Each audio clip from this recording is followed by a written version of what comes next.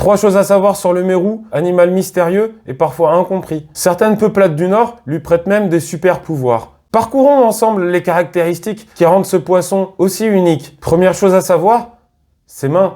Comme on peut le voir sur cette photo, le mérou dispose de nageoires préhensiles, ce qui veut dire qu'avec ses doigts, il peut se saisir d'objets. Par exemple, des bouts de bois, de la boue, du bitume, pour bâtir des petits abris par exemple, ou des petites statuettes pour faire plaisir à un copain. Il peut aussi s'en servir pour balancer des petits cailloux sur les autres poissons qui viendraient l'importuner. Cette capacité si particulière fait de lui le poisson le plus fort de l'espèce poissonnière, d'où l'expression « fort comme un mérou ».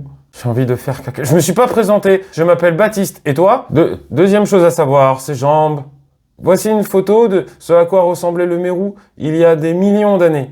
Eh oui, à l'époque du paléolithique, le mérouvingien était amphibien. Il pouvait aussi bien se mouvoir sur la terre que sur l'eau, dans l'eau. Mais il a perdu l'usage de ses jambes suite à un accident de voiture.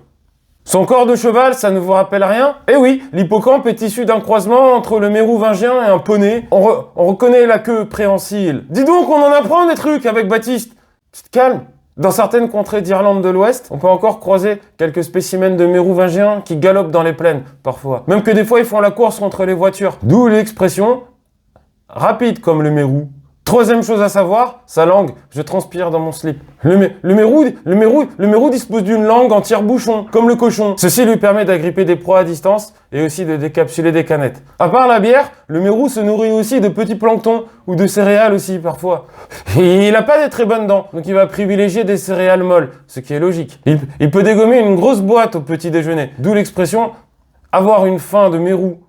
Je suis sûr que tu as appris plein de trucs. Bravo, c'est très bien, bravo. Maintenant, à ton tour de briller en société, en racontant toutes ces anecdotes. C'est bon, je peux y aller? Faut vraiment que j'aille faire caca.